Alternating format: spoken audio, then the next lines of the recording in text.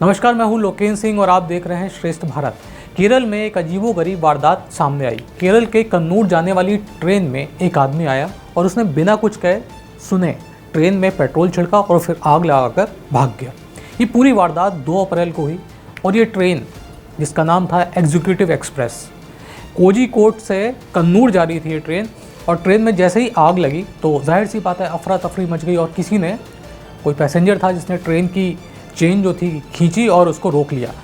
फिर मौके पे जो पुलिस थी वो पहुंची और बाकी की फायर की जो गाड़ियां थी वो पहुंची और उसके बाद जो आग थी उसको काबू में करने के बाद जो ट्रेन थी उसको, उसकी जो मंजिल थी उसकी ओर रवाना कर दिया गया।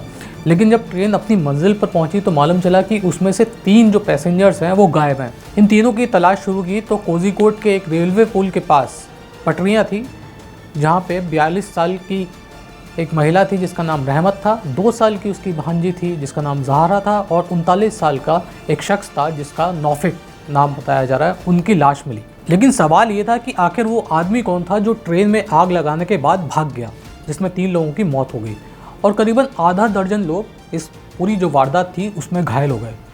केरल पुलिस ने इस मामले की तफ्तीश करने के लिए तुरंत SIT का गठन किया और जांच भी शुरू कर दी। मामला आतंकी हमले जैसा दिख रहा था, लिहाजा NIA की टीम भी तफ्तीश में शामिल हो गई। कई राज्यों की पुलिस टीमें उस आदमी की तलाश करने लगी। एक स्केच भी जारी किया गया और आखिरकार इस शख्स को महाराष्ट्र के रत्नागिरी से गिरफ्तार कर लिया गया। पकड़ में आए शख्स की पहचान दिल्ली के रहने वाले शाहरुख सैफी के तौर पर हुई। 24 साल का शाहरुख मौके से भागने के बाद गुजरात फरार होने की कोशिश में था, लेकिन ट्रेन में आग लगने के बाद वो खुद बुरी तरह से झुलस गया, जिसके बाद वो इलाज के लिए रत्नागिरी उतरा और पुलिस की पकड़ में आ गया।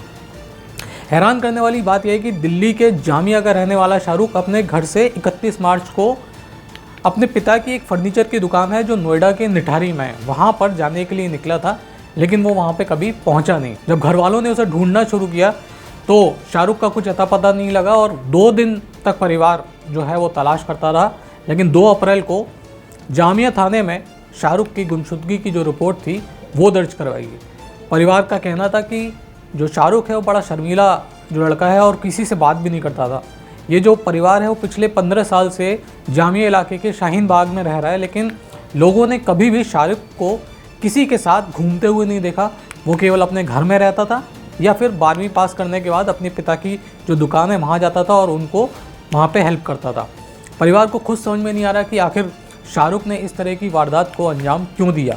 केरल पुलिस की टीम ने शाहरुख के घर से कई दस्तावेज भी अपने कब्जे में लिए हैं और इनकी जांच कर रही है। अब केरल पुलिस और NIA की टीम शाहरुख से पूछताछ कर रही है। पुलिस सूत्रों की माने तो एक आतंकी हमला था, लेकिन जांच की बात यह है कि आखिर एक शर्मीले लड़के शाहरुख को किसने रेडिकलाइज किया और उसने आतंकी हमले के लिए केरल को क्यों चुना।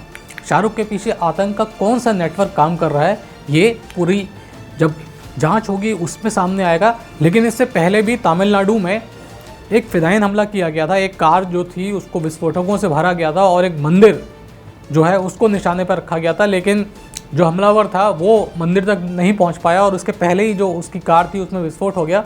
इसमें ISIS से ताल्लुक़ रखने वाला एक आतंकी भी मारा गया था और इसके बाद NIA की जो टीम थी इसने पूरे मामले की तफ्तीश करी और इस मामले में कई सारी गिरफ्तारी भी हुई थी और अभी भी इस मामले की तफ्तीश चल रही है। तो हो सकता है कि शाहरुख कहीं ना कहीं इस जो नेटवर्क था उससे इंस्पायर हुआ हो, क्योंकि दक्षिण भारत को निशाना बनाया गया और जो एक शख्स जो दिल्ली में रह रहा है उसको क्या ज़रूरत पड़ी कि वो जाके दक्षिण भारत गया और वहाँ पे इस तरीके से उसने पेट्रोल छिड़का ट्रेन की बोगी में और आग लगाकर भाग गया। फिलहाल इस खबर में इतना ही। देश और दुनिया की बाकी खबरों के लिए देखते रहिए श्रेष्ठ भारत।